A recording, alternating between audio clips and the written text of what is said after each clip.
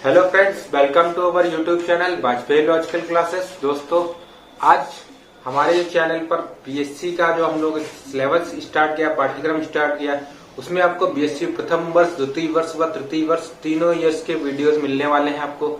उसमें आपने मैथमेटिक्स के जो एक बीएससी प्रथम वर्ष का एक मैथमेटिक्स का वीडियो हमारा ऑलरेडी आ चुका है। इसके अलावा आपको सेकेंड ईयर और फाइनल के भी हर सब्जेक्ट के वीडियोस मिलते रहेंगे। और ये जो वीडियोस हैं वो केवल मैथ ग्रुप्स के लिए ही नहीं, जेडबीसी ग्रुप वालों के लिए भी होंगे। हमारे चैनल पर आपको फिजिक्स, केमिस्ट्री, मैथ और जूलॉजी, बॉटनी इन पांचों सब्जेक्ट्स के वीडियोस मिलेंगे। आपका जो केमिस्ट्री है वो कॉमन सब्जेक्ट होगा बायो और मैथमेटिक्स के लिए। बाकी जो फिजिक्स और मैथ है और उधर जूलॉजी, बॉटनी, उनके वीडियोस आपको अलग अलग प्रोवाइड कराए जाएंगे। तो हमारी जो आज की क्लास है वो आपकी है क्लास बीएससी फर्स्ट ईयर की केमिस्ट्री की क्लास। अभी तक देखिए आपको एक वीडियो मिला था बीएससी फर्स्ट ईयर का मैथमेटिक्स का। तो आज की जो क्लास स्टार्ट हो रही है वो है केमिस्ट्री सब्जेक्ट की क्लास। तो डिस्कस कर लेते हैं सबसे पहले बीएससी प्रथम वर्ष में केमिस्ट्री का सिलेबस क्या है। तो देखिए, आप जानते होंगे, आपने एडमिशन लिया, आपको पता होगा कि आपके बीएससी के जो 3 सब्जेक्ट है, फिजिक्स, केमिस्ट्री, मैथ, उन सब में 3-3 पेपर होते हैं। मैथ के आपके 3 पेपर हैं। आपके पिछली वीडियो में देख चुके होंगे कौन कौन से पेपर आपको स्टडी करने हैं मैथ में। हम बात करेंगे केमिस्ट्री की। तो आपके पास केमिस्ट्री में 3 पेपर हैं। सबसे पहला आपका पेपर है inorganic chemistry. Inorganic chemistry. Second paper है आपका ऑर्गेनिक केमिस्ट्री। और आपका थर्ड है फिजिकल। आपके ये 3 पेपर हैं केमिस्ट्री के सिलेबस में। इनऑर्गेनिक आपको इंटरमीडिएट में पढ़ा होगा अकार्बनिक रसायन, तो इसी का ये पार्ट है इनऑर्गेनिक केमिस्ट्री। ऑर्गेनिक मतलब कार्बनिक और फिजिकल मतलब फिजिक्स से रिलेटेड जो केमिस्ट्री भौतिक तरीके से होती है, भौतिक रसायन। ये 3 जो है वो आपके सिलेबस में 3 पेपर हैं, इनको आपको पढ़ना है केमिस्ट्री के अंतर्गत। तो सबसे पहले आज हम बात करेंगे जो आपके वो बात करेंगे इनऑर्गेनिक केमिस्ट्री जो है कि क्या होती है इनऑर्गेनिक केमिस्ट्री। देखिए, इंटरमीडिएट में इसकी जो फुल हिंदी में इसका जो नाम होता है वो होता है अकार्बनिक रसायन। अकार्बनिक मतलब आधन कार्बनिक। तो इसका मतलब क्या हो जाता है, यहाँ पे आ का मतलब नहीं और कार्बनिक मतलब जिसमें कार्बन कंपाउंड, मतलब रसायन विज्ञान की वह शाखा जिसके अंतर्गत हम कार्बन रहित तत्वों का अध्ययन करते हैं। मतलब ऐसे तत्वों का, ऐसे पदार्थों, ऐसे यौगिकों का अध्ययन करेंगे जहाँ पे कार्बन नहीं पाया जाता है। और जो आपकी दूसरी ब्रांच होती है ऑर्गेनिक केमिस्ट्री, इसमें हम मेनली उन्हीं तत्वों, उन्हीं यौगिकों का, उन्हीं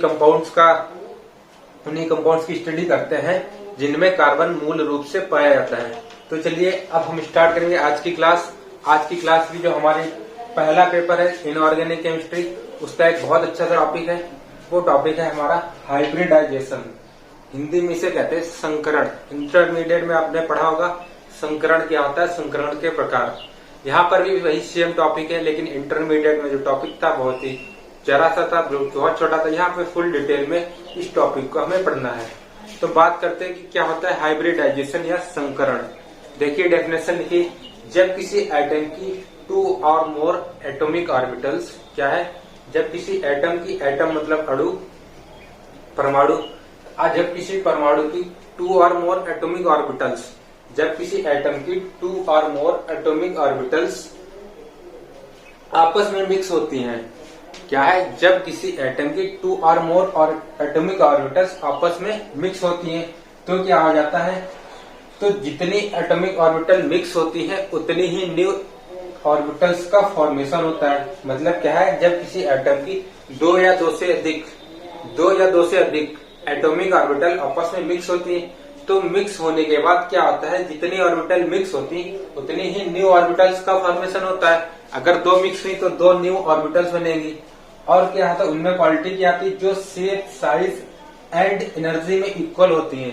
क्या होता है, जो शेप और साइज और एनर्जी इन तीनों में इक्वल होती है। इन न्यू ऑर्बिटल्स को क्या कहते हैं, हाइब्रिड ऑर्बिटल्स। और इस फिनोमिनॉन, इस घटना को हम क्या कहते हैं, हाइब्रिडाइजेशन। क्या होता है, जब किसी एटम की 2 या 2 से अधिक 2 और मोर एटॉमिक ऑर्बिटल्स आपस में मिक्स होती हैं, तो मिक्स होने के बाद क्या होता है, जितनी ऑर्बिटल्स आपस में मिक्स होती हैं उतनी ही न्यू ऑर्बिटल्स का फॉर्मेशन होता है। तो क्या होता है, जब न्यू ऑर्बिटल्स का फॉर्मेशन हो जाता है तो जो न्यू ऑर्बिटल्स बनती हैं उन ऑर्बिटल्स को कहते हैं हाइब्रिड ऑर्बिटल्स। और इस पूरी जो प्रोसेस होती है, पूरी जो फिनोमिना होती है, इसे कहते हैं हाइब्रिडाइजेशन। उम्मीद करते समझ में आया होगा क्या है। अगर किसी भी एटम की दो या दो से अधिक जो आपके ऑर्बिटल्स हैं, एटॉमिक ऑर्बिटल्स हैं, जब आपस में मिक्स होती हैं, उनके बीच में प्रोसेस होती है, तो हमें उतनी ही न्यू मिलती है जितनी हमने स्टार्टिंग में इन्बिल्ट करते हैं। जैसे अगर हम मान लें थोड़ी देर के लिए कि हम पहले बात कर लेते हैं ऑर्बिटल्स होती कौन कौन सी, तो हमारे पास होती है S orbital, P orbital, D orbital और एफ ऑर्बिटल। ये 4 ऑर्बिटल्स होती है। अब हमें क्या कराना है, हाइब्रिडाइजेशन देखना है। तो इनका अगर हम हाइब्रिडाइजेशन देखें तो किस तरीके से होता है। देखिए जो हमारी एस ऑर्बिटल होती है उसकी जो शेप होती है वो होती है गोल।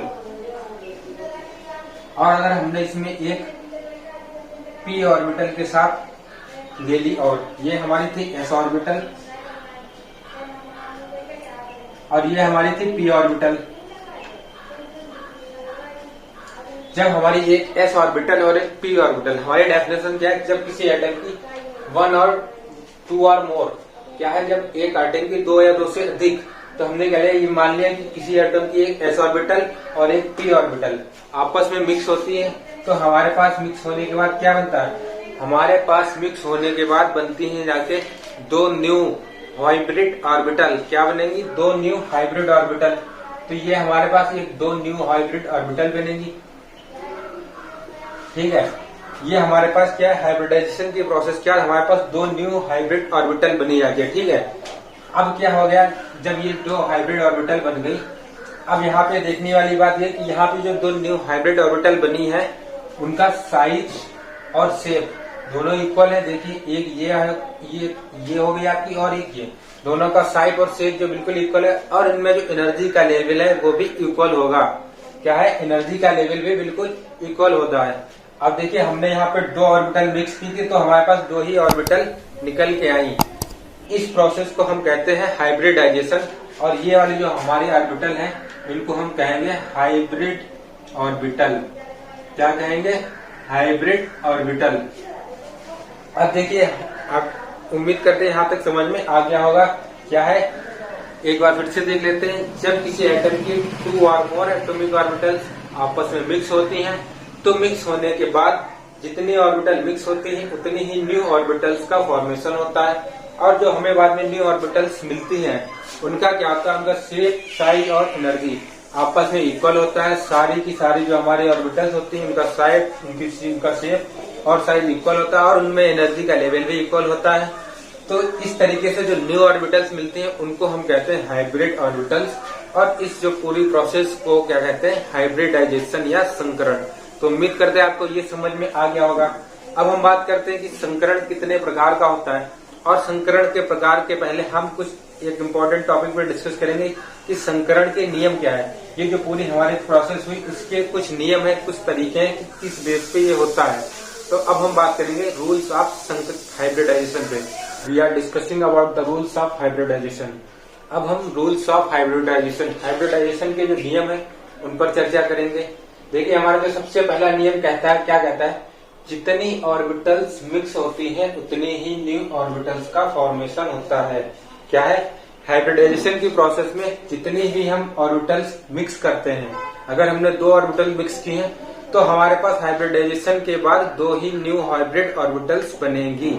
अगर हमने 3 हाइब्रिड ऑर्बिटल्स मिक्स की हैं तो हाइब्रिडाइजेशन के बाद हमारे पास 3 ही न्यू ऑर्बिट जो हाइब्रिड ऑर्बिटल है वो मिलेंगी। तो सबसे पहला हमारा रूल यही कहता है कि हम जितने भी ऑर्बिटल्स आपस में मिक्स करते हैं हाइब्रिडाइजेशन की प्रोसेस में उतनी ही न्यू हाइब्रिड ऑर्बिटल्स मिलेंगी। दूसरा नियम क्या कहता है, दूसरा नियम दे रखा है कि हाइब्रिडाइजेशन में एटम की एटॉमिक ऑर्बिटल पार्टिसिपेट करती हैं, न कि इलेक्ट्रॉन्स। देखिए सबसे इंपॉर्टेंट चीज यहाँ पे ध्यान रखना कि हाइब्रिडाइजेशन की हमारी जो प्रोसेस होती है उस प्रोसेस में एटम के एटॉमिक ऑर्बिटल्स जो आपके sp-df ऑर्बिटल्स होते हैं वो केवल पार्टिसिपेट करते हैं, इलेक्ट्रॉन्स को कोई रोल नहीं होता है। क्या होता है, हमारे जो आपके हाइब्रिडाइजेशन की प्रोसेस में एटम की जो आपके एटॉमिक ऑर्बिटल्स होते हैं sp-df वही जो है वो हाइब्रिडाइजेशन की प्रोसेस में पार्टिसिपेट करते हैं। उनमें उपस्थित इलेक्ट्रॉन्स का इनसे कोई मतलब नहीं होता है। सीधे सीधे समझ लीजिए, अगर हमारे पास एस उपकोष में एक इलेक्ट्रॉन है या दो इलेक्ट्रॉन है, पी उपकोष में जो हमारे पास 3 होते हैं, इनमें जो भी इलेक्ट्रॉन है, तो जो हाइब्रिडाइजेशन की प्रोसेस होती है उसमें केवल ये जो ऑर्बिटल्स हैं ये पार्टिसिपेट करते हैं, इनमें उपस्थित इलेक्ट्रॉन्स पार्टिसिपेट नहीं करते हैं। ये केवल बॉन्डिंग बनाते हैं, लेकिन जो मेन रोल होता है वो आपका होता है ऑर्बिटल्स का।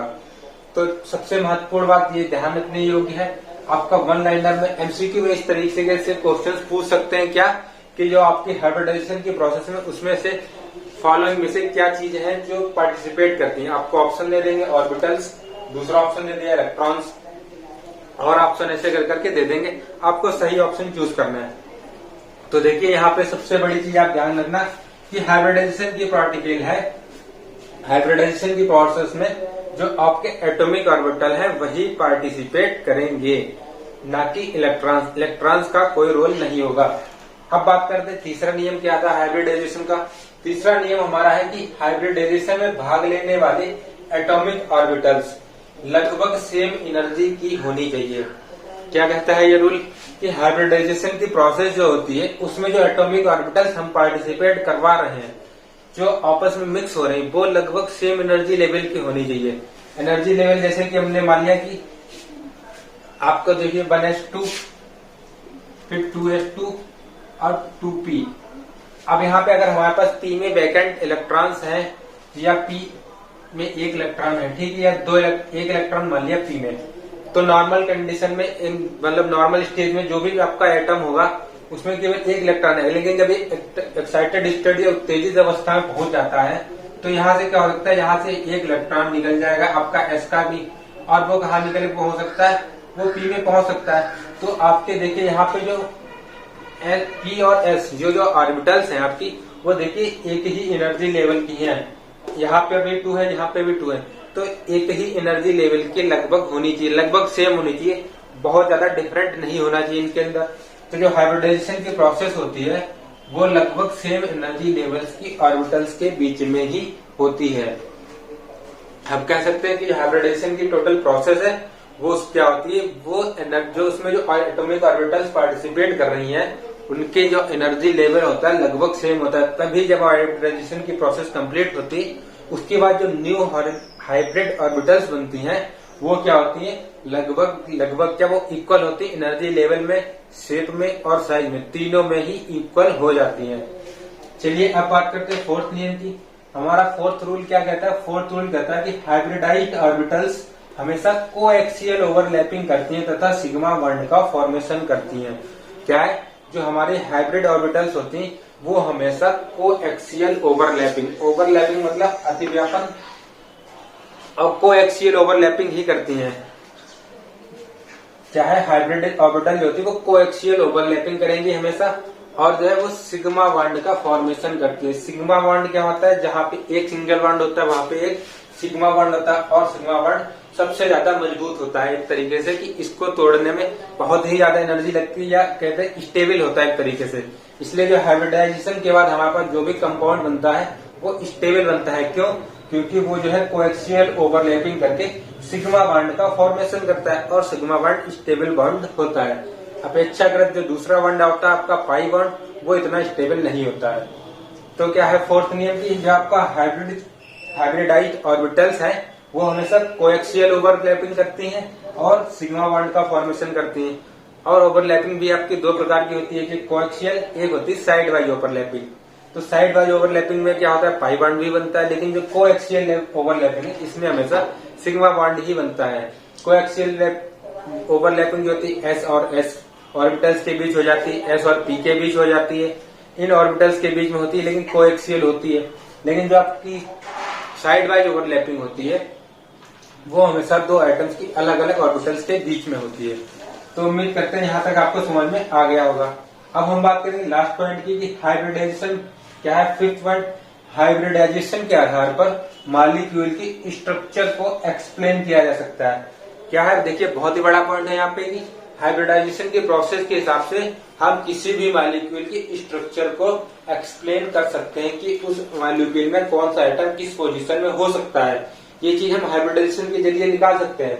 क्यों, क्योंकि हाइब्रिडाइजेशन के टाइम पर जब हम उनकी जो ऑर्बिटल्स आपस में ओवरलैप करती हैं तो उनकी जो शेप होती है, अब देखिए हाइब्रिडाइजेशन के टाइप में हम पढ़ेंगे कि इस तरीके के हाइब्रिडाइजेशन में किस प्रकार की शेप पाई जाती है, तो उनकी जो शेप होती है उसके आधार पर हम उनकी स्ट्रक्चर का भी जो है वो एक्सप्लेन कर सकते हैं। आगे चल के हम आपको बताएंगे किस तरीके से स्ट्रक्चर का एक्सप्लेनेशन किया जाता है। तो उम्मीद कर रहे हैं आपको यहाँ तक समझ में आ गया होगा कि हाइब्रिडाइजेशन क्या होता है और हाइब्रिडाइजेशन के कुछ नियम। उस नियमों में देखिए एक तो जो नियम है वो तो आपके डेफिनेशन में ही है। क्या है हाइब्रिडाइजेशन, एक बार फिर से रिपीट करते हैं। जब किसी एटम की 2 और मोर एटॉमिक ऑर्बिटल आपस में मिक्स होती हैं तो जितनी ऑर्बिटल मिक्स होती हैं उतनी ही न्यू ऑर्बिटल्स का फॉर्मेशन होता है।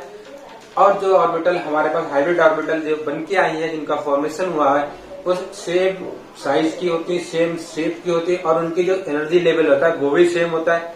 तो इस प्रकार जो ऑर्बिटल्स बनती हैं इनको हम हाइब्रिड ऑर्बिटल्स कहते हैं तथा इस पूरी प्रोसेस को हम कहते हैं हाइब्रिडाइजेशन या संकरण। तो उम्मीद करते हैं यहाँ तक आपको समझ में आ गया होगा। तो हमारा जो अब नेक्स्ट टॉपिक है वो है टाइप्स ऑफ हाइब्रिडाइजेशन। क्या हाइब्रिडाइजेशन के प्रकार या संकरण के प्रकार। हाइब्रिडाइजेशन कितने प्रकार से होता है, कितने टाइप का होता है। तो बात करते हैं हाइब्रिडाइजेशन कितने टाइप का होता है। तो देखिए आपकी जो इनऑर्गेनिक केमिस्ट्री है इसमें 5 प्रकार का हाइब्रिडाइजेशन होता है, जिससे सबसे पहले हम बात करेंगे sp हाइब्रिडाइजेशन।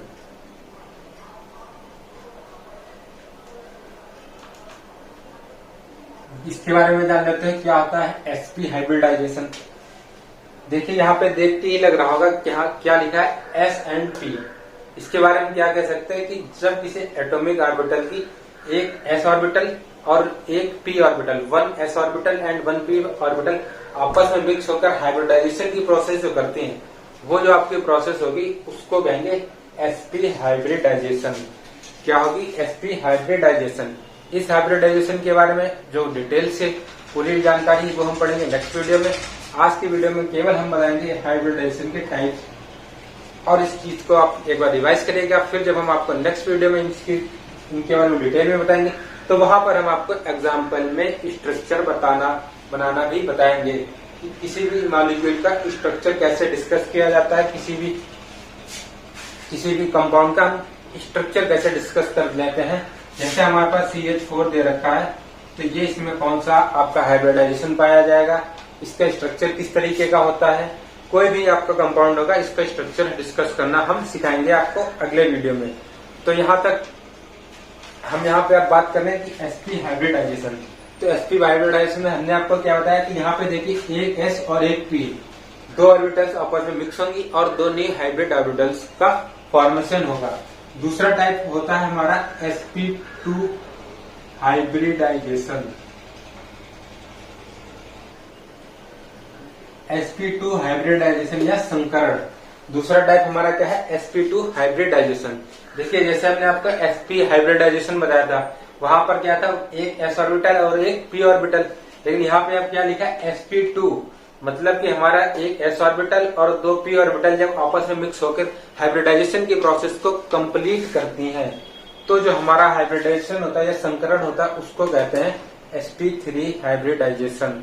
अब यहाँ पे देखिए सबसे बड़ी बात है कि यहाँ पे हमारे पास केवल 2 ऑर्बिटल्स हैं और हमें क्या पता है कि जो ऑर्बिटल्स हमारी न्यू बनेंगी जाके तो वो सेम साइज, शेप और एनर्जी की होंगी। अगर जब उनका same size, same energy, same shape होगा, चूंकि वो इन दोनों से मिक्स होकर बनी है तो उनका जो कैरेक्टर होगा 50-50% होगा। 50% S कैरेक्टर, 50% P कैरेक्टर। इसी तरीके से आपका sp3 की बात, sp2 की बात करते हैं। इसमें क्या है, यहाँ पे हमारे पास 3 ऑर्बिटल्स हैं। क्या है, एक s ऑर्बिटल है, 2 p ऑर्बिटल्स है।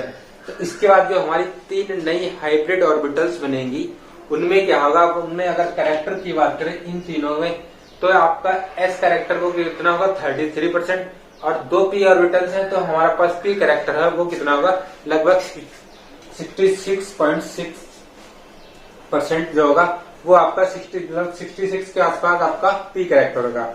बात करते हैं तीसरे टाइप की। तीसरा हाइब्रिडाइजेशन वो होता है आपका sp3 हाइब्रिडाइजेशन।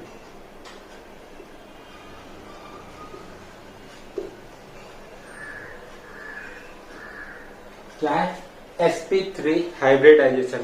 क्या होता है sp3 हाइब्रिडाइजेशन। देखिए जैसे कि हमने आपको ऊपर के 2 बताए उसी तरीके से ये भी होता है। बहुत ही सिंपल सा टॉपिक है, लेकिन एग्जाम के पॉइंट ऑफ व्यू से बहुत ही ज्यादा इम्पोर्टेंट। अगर आपको हाइब्रिडाइजेशन बहुत अच्छे से समझ में आ गया तो आपके लिए केमिस्ट्री बहुत ही ज्यादा आसान होने वाली है। क्यों? क्योंकि पूरी केमिस्ट्री में अगर आपको स्ट्रक्चर्स की बात करें, रिएक्शंस की बात करें, तो हर चीज लगभग हाइब्रिडाइजेशन पर डिपेंड करती है। और यहाँ से आपका एक लॉन्ग क्वेश्चन डेफिनेटली एग्जाम्स में पूछा भी जाता है हाइब्रिडाइजेशन में। तो आपका देखिए sp3 जो हाइब्रिडाइजेशन है, यहाँ पे क्या होगा, यहाँ पे हमारी एक s ऑर्बिटल और 3 p ऑर्बिटल आपस में मिक्स होंगी और फिर हाइब्रिडाइजेशन की जो प्रोसेस है वो कंप्लीट होती है। तो इस प्रकार से जो हमारे पास हाइब्रिड ऑर्बिटल्स बनेगी वो कितनी बनेगी, एक यहाँ की 3 है, तो मतलब 4 हाइब्रिड ऑर्बिटल्स बनेगी। जब 4 हाइब्रिड ऑर्बिटल्स बनेगी तो उनमें कैरेक्टर कैसे पता चलेगा कि s कैरेक्टर कितना है, p कैरेक्टर कितना है। तो देखिए यहाँ पे s कितना है, 1, मतलब 25%, तो s कैरेक्टर हो गया। बाकी की जो p ऑर्बिटल्स है वहां पे p ऑर्बिटल्स का 75% कैरेक्टर पाया जाएगा sp3 हाइब्रिडाइजेशन में। इसके बाद अब हम बात करते हैं फोर्थ की, फोर्थ क्या आता है, तो चौथा हमारा आता है sp3d हाइब्रिडाइजेशन। आपका जो sp3d हाइब्रिडाइजेशन है, यहाँ पे देखिए अभी तक जो आपके हाइब्रिडाइजेशन की प्रोसेस थी वो केवल s और p ऑर्बिटल्स में थी। क्या थी? अभी तक जो भी थी हमारे पास वो थी s और p ऑर्बिटल्स में, क्योंकि हम जानते हैं कि s ऑर्बिटल में क्या होता है 1 और p में क्या होता है, इसके 3 पार्ट होते हैं। s ऑर्बिटल में मैक्सिमम 2 इलेक्ट्रॉन और p में मैक्सिमम 6। तो अभी तक क्या था, हमने कभी एक बार किया, एक बार s और p एक ली, फिर एक बार 2 लेनी, एक बार तीनों। अब चूंकि इसके बाद p ऑर्बिटल तो खत्म हो गई, और चूंकि हमें पता है जो हाइब्रिडाइजेशन की प्रोसेस है आपकी, उसमें जो मेन गोल होता है वो ऑर्बिटल्स का होता है, इलेक्ट्रॉन का नहीं। तो मतलब p के बाद अब sp4 हाइब्रिडाइजेशन तो हो ही नहीं सकता, क्योंकि p में हमारे पास 3 ऑर्बिटल्स ही हैं। तो इन ऑर्बिटल्स में मतलब अगर हमारे पास 3 ही ऑर्बिटल है तो इससे बड़ा हाइब्रिडाइजेशन p जो ऑर्बिटल है वो नहीं कर सकता। तो अब इसके बाद हमारे पास स्टार्ट हो जाएगा d ऑर्बिटल्स। और d में हमारे पास कितने ऑर्बिटल्स होते हैं, d में होते हैं हमारे पास 5 ऑर्बिटल्स। तो अब जो आपका ऑर्बिटल होगा, आपका हाइब्रिडाइजेशन होगा, वो क्या हो जाएगा sp3d। उम्मीद करते हैं समझ में आ गया होगा कि sp3 के बाद d क्यों आया है, क्योंकि हमारे पास जो ऑर्बिटल्स है s है, p है, फिर d, और d के बाद f होता है। f पे हमारे पास जो ऑर्बिटल्स होती है वो होती है 7। लेकिन जो आपका हाइब्रिडाइजेशन प्रोसेस होता है वो केवल इसके आगे ज्यादा नहीं जाता है। तो हम बात करेंगे sp3d हाइब्रिडाइजेशन की। यहाँ पे क्या होगा, एक s ऑर्बिटल आपकी और 3 p ऑर्बिटल। इन p ऑर्बिटल में भी अलग अलग नाम होते हैं ऑर्बिटल्स के। पहली वाली का हमने px मान लेते हैं, दूसरी वाली ऑर्बिटल py और तीसरी वाली pz हो जाती है। ठीक है, 3 p ऑर्बिटल और d की पावर कितनी है 1, मतलब एक d ऑर्बिटल जब आपस में मिक्स होती हैं तो हमारे जो हाइब्रिडाइजेशन की प्रोसेस कंप्लीट होती है, उस हाइब्रिडाइजेशन को हम कहते हैं sp3d हाइब्रिडाइजेशन। यहाँ पे अगर हम कैरेक्टर की बात करें कि कौन से ऑर्बिटल का कैरेक्टर कितना परसेंटेज होगा, तो देखिए यहाँ पे यहाँ टोटल 3 और 2 5%, 5 ऑर्बिटल्स है। अब अगर हम 5 ऑर्बिटल्स की बात करें तो सबका 20-20 होना चाहिए। तो 20 इसका, 20 इसका, 20 इसका, 20 इसका और 20 है डी का।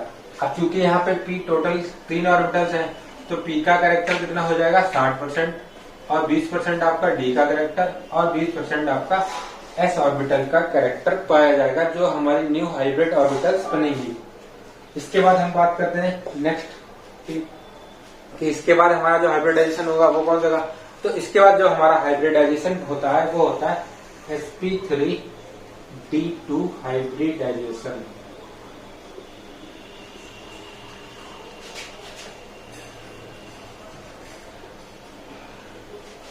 अब देखिए जैसे जैसे आपको हमने सारे बताए उसी तरीके से इसमें भी क्या है कि sp3d2 हाइब्रिडाइजेशन। इसमें क्या होगा, इसमें आपका एक s ऑर्बिटल, 3 p ऑर्बिटल और 2 d ऑर्बिटल।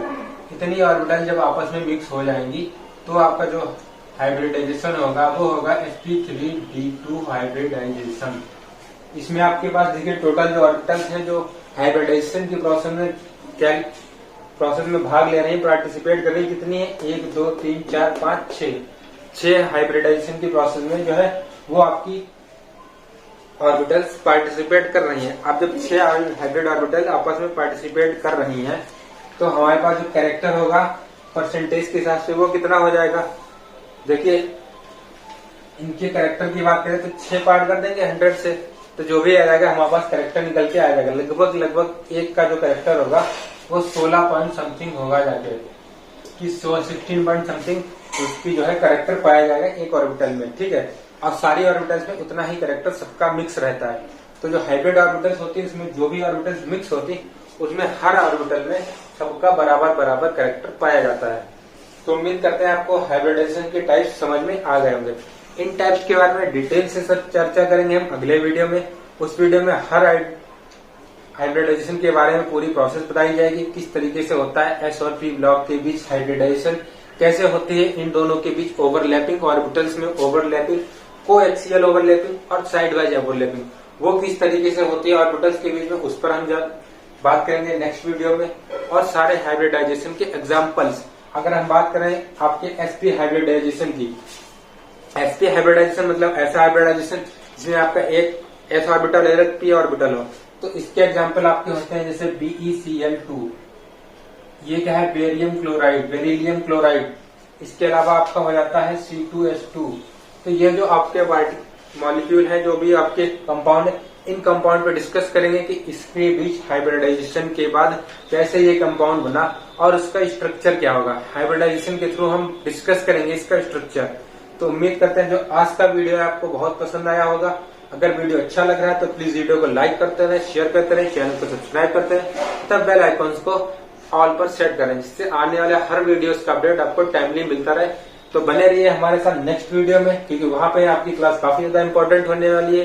बीएससी के जो भी फर्स्ट ईयर के स्टूडेंट्स हैं केमिस्ट्री के, जिनके पास भी केमिस्ट्री का सब्जेक्ट चाहे वो मैथ के हो चाहे बायो के, दोनों ग्रुप के लिए कॉमन सब्जेक्ट है। तो उम्मीद ये आपका जो टॉपिक है वो बहुत ही ज्यादा इंपॉर्टेंट बीएससी के रिगार्डिंग, पूरी केमिस्ट्री के रिगार्डिंग, कि हर चीज आपको धीरे धीरे यहीं से ही बेस स्टार्ट होता है केमिस्ट्री का।